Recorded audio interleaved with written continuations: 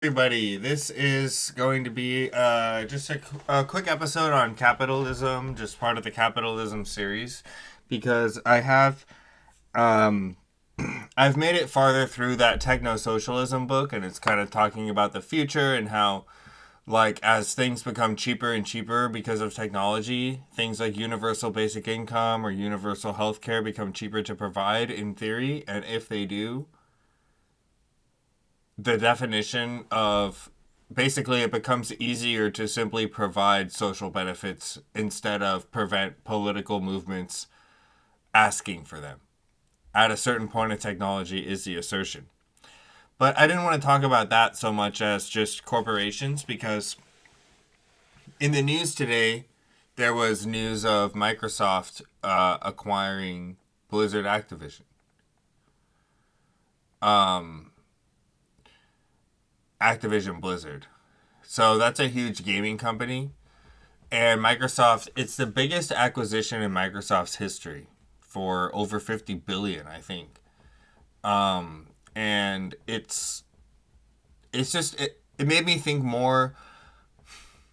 I noticed that everybody has very different opinions on public corporations in general and big tech also, and like small businesses and capitalism in general. So there's kind of a lot of confusion, I think, about what everybody is actually talking about and what some of the problems are. So I wanted to start with just publicly owned corporations versus privately owned. And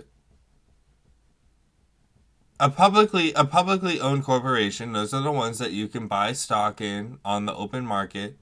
So Microsoft is one and Activision Blizzard is also one. You can buy both of their stocks. And so the way that Microsoft would do this acquisition is to buy Activision Blizzard's stock shares at a set price from the buyers, usually above market rate,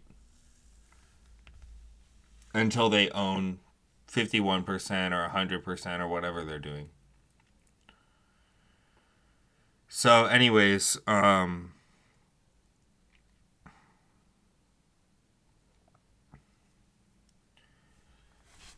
publicly owned corporations are different because they are loyal to shareholders instead of just their owner or owners. So, privately owned corporations can get very big, but it's rarer. Most large companies are publicly owned because it's a lot easier to raise money as a publicly owned corporation. You do what's called an IPO, an initial public offering, and that's when you sell a lot of your initial shares. And there's other ways to raise money as a publicly owned company you can issue new shares and things like that, but usually if a mature company like Microsoft was going to raise money, they would sell bonds instead of issuing new shares, I think. Because when you issue new shares, it dilutes all your previous shares because there's more shares now. So, if you had 100 shares and you issue 100 new ones, now it's going to be 200. So a share is now 0.5% of your company instead of 1%. But the main difference that it makes is that the company is loyal to the board of directors, which is basically just the shareholders.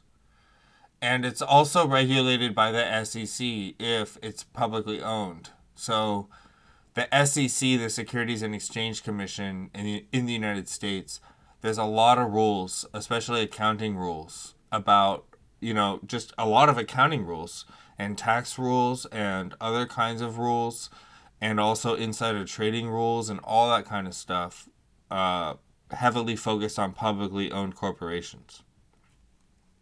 So Tesla, for example, it went public. Whereas if Musk had done what he did with SpaceX, like gaming the market with Twitter, with SpaceX, it wouldn't have been as big a deal. But he did it with a publicly owned company, and you're not allowed to game the market of your own company with a Twitter account because it would be chaos. Like with lies, like, just fake acquisitions and stuff. It'd be chaos. Like right now, we'd be like, well, is this Microsoft stock really happening, or were they just trying to boost their stock today? So you have a lot more rules with a publicly owned corporation, and my main problem with them, the reason why I don't like them, because you would think that okay, well they have more rules, they're more beholden. Like if you look at Hobby Lobby, for example, they're allowed to do a lot of weird, quirky things, like with healthcare, that because of they're privately owned and they're religious, and so they can have those quirks. But to me, that's not as bad as when the company no longer has any vision for society beyond profit. That's the problem with publicly owned corporations, is that they will tend to only seek profit, often only in the short term too. And they will grow indefinitely and seek only to seek only to grow and make money. And a lot of private companies have a little bit more guiding them, maybe a concern. It can be something as simple as a concern for work-life balance or geographical location, anything. Whereas publicly owned corporations tend to become more like mindless machines. Giant mindless machines. That are set for profits. So you can think of Apple as a good example of that. And by mindless, I mean that the CEO of Apple can't just decide. They're not just going to decide to stop, providing abortion services because they're religious. Like the board of directors would just say no. So by mindless, I mean governed by the shareholders, like this unknown mass of investors known as the shareholders. But they manifest the same at every company because it's all about getting a return. So either raising the share price of the company or increasing the dividend. Whereas, private companies, man, they do all kinds of stuff where they don't really care short term, or they might, send their proceeds to charity instead of shareholders. They might not even be seeking profit. They might just have a niche that they hold, that they lock down. Or they're seeking profit but not like growth. So it puts a lot of pressure on the board. And you have to remember that these are entirely legal entities. Like, it's not a real thing. What I mean is, a company is not a real thing. It's just a group of people that have a certain legal contract that allows them to claim certain legal activities, conduct certain legal activities in regards to pooling their money together. It's just a shared pool of resources that has a legal stamp on it. That's all it is. So, um, and then the company's value. I want to go into like here's just a proposition for the next section of the video. What would happen if you just made public corporations illegal? So the Dutch East India Company was the very first publicly traded corporation. What if you just said we're just going back to before that? So we're just banning them, and all companies must be private, and there's no such thing as a publicly owned company, and you can't own a share in a company. What would happen? Well, first of all, obviously the economy would collapse. But what I mean is, long term, like what are the fundamental limitations that would provide, that would create in the economy versus now? And I think that one of the main things that publicly owned corporations allow for, because of their size, is a very, very high level of organization for a very high level of employees. So you have like 100,000 people working in a very highly organized and structured way. That organization and structure of people, that's what a corporation really has long term beyond its IP and stuff, because all that times out. What they really have is a way of managing people and making them work in a way that serves a common purpose and provides a common organization. And for me, everything I've ever wanted to do is like a solo job, like well, what I mean is a solo company job. If you think about it, like even Pfizer was able to make the COVID vaccine, right? So, or well, they're not. I don't know if Pfizer is public, but there's some private pharma companies that are really really big. Like you can get huge private companies and they're not beholden to shareholders. They don't give a shit about shareholders.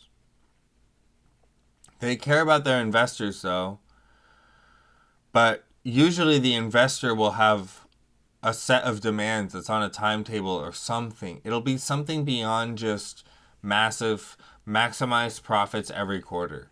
It'll be something beyond maximize profits every quarter right now, profits and growth every quarter forever. Although usually, you know, if you want a giant pile of money, whoever gives you a giant pile of money is probably going to demand that. So, a lot of it comes down to the problem of starting capital, and I think that government entrepreneurial grants could be useful for that. To say that, okay, so we have a lot of these VC firms taking on the risk of starting new companies. We could have the government take on that risk so that new companies were not as beholden to who you know or who your daddy is or who your friends are in regards to, if you have a good idea, that's your good idea and it's judged on its merits instead of according to Silicon Valley networking or your whether or not you're a trust fund kid and have a lot of money, something like that. So my usual goal is to talk about how do we make things more merit based and open. Whereas I don't really focus as much on like the end, like the net GDP or like how cheap a washing machine is. For me, it's like, okay, maybe if we don't go with giant corporations that have factories in China anymore, washing machines cost twice as much as they used to. Maybe they do. Okay. What does that look like? And then you kind of try to use other tools to solve the same problems. And all it is a thought experiment. And it allows you to identify some of the weaknesses and limitations because what I think would happen, like, if you banned public corporations, it would make the whole economy look more like the Silicon Valley because it depends on how you did the investment laws. But if you made it illegal for anybody to invest in a company, so the only thing you can invest in is your own company, like your own LLC, but you can't buy someone else's company. And if your company does well, you get the returns, and if it doesn't do well, you lose whatever you were trying to do. If that's how the society worked, that is how our society does work in a lot of industries. Like um, the industry I worked for a while is component manufacturing for aerospace. So high mix, low volume manufacturing.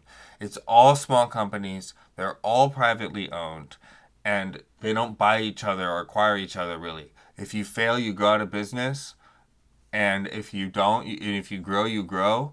But there's all these different strategies. Some companies try to grow. Other companies um, try to uh, find a niche and hold on to that niche and specialize. Other companies try to find security through diverse sourcing of their jobs. And it's funny because at the bottom it's all private, but the only actual buyers of all these components are Boeing and Lockheed at the top, and the government, the military. But the military also buys from private companies. So you have like that's what I mean. The giant publicly owned corporations provide organization. So they Boeing at the very top provides the structure and the engineers and the people, just that shared pooled resource of everybody going together every day working at the same organization and they all know a lot of stuff and there's good hiring and good standards for who can work there and all that. And then it flows down to a bunch of privately owned small companies. And it goes down and down and down and down as the supply chain, the companies get smaller as you go farther down the supply chain. Until finally you find shops that are just taking one little nick off of one little part, and that's all they do, but they're really good at it. And it's like a mom and pop shop. So mom and pop versus Walmart is all I'm talking about here. What happens if you ban Walmart and only allow mom and pop? I think that it would be bad, but not as bad as most people think, and that's why I think that publicly traded corporations can be stronger regulated. Obviously, you don't have to ban them, but I do think that there's grounds to say that a publicly traded corporation deserves to have more regulations placed on it than a privately owned one, which is why the SEC does so. But I think it goes beyond just economics, and you can say also on a social level that because you're publicly owned, you are operating more selfishly than most human beings do, and with less regard for society than most human beings do. And we can prove that with data and math that publicly owned corporations are more antisocial. Then they can be regulated. They can be taxed different too. It's like, okay, the tax rate for a publicly owned corporation is this, and the one for a privately owned corporation is this. Stuff like that. It's all about just whether or not you see the value in having mom and pop style over gigacorp style. And I do. Even though I recognize that it limits the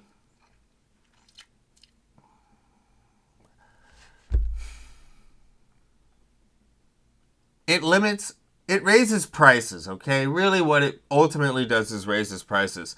But it doesn't ultimately hurt innovation if we have, because think about how much VC money, think about how much venture capital is floating around in the economy. It's almost free. If you have a good idea, you can find somebody to give you a ton of money to try to put it out there. So there's a lot of innovations that don't require a Boeing. There's a lot. Especially, stuff like pharma, they do it all the time. That's its own problematic industry, of course. But there's some industries like aerospace where you're going to have a Boeing. Maybe. Even then you don't need to. There's a lot of smaller airplane companies. You don't have to. It would just be far more expensive to fly because it would be more like a private venture kind of thing. Pilot buys a plane and sells his tickets, and it's like a custom, it's like a plane. There's like 100 different plane companies, like cars. It'd be like Uber. Airplanes would be more like Uber than they would be like, or more like taxis or buses than like they are right now. So I can make those kinds of economies in my sci-fi and depict them. And the reason why I do is just to show that I think people are often really tied down to just like one way of looking at how things have to work. And it's like companies don't have to be allowed to just liberally be shamelessly liberally selfish with no regard for externalities or effect on society. And the only thing that we expect back from it is bad PR. It's like, no, like the government can punish them for that. And there's something integral to the structure in publicly owned that causes them to become slaves to the metrics, basically. Slaves to the metrics, if I have to put it simply. And that forces them to make a lot of decisions about personnel, about competitors, about their supply chains that just are more antisocial than a lot of private companies do business, than the way a lot of private companies do business. So I'll end part one there, and then I'll go into sort of the a little bit more detail in another video some later time. But just something to think about: the value of publicly traded corporations and what the world would look like without them, and how we should treat them based on those things and assumptions, and what are bad assumptions, what are good ones, and this and that. So, thank you, everybody.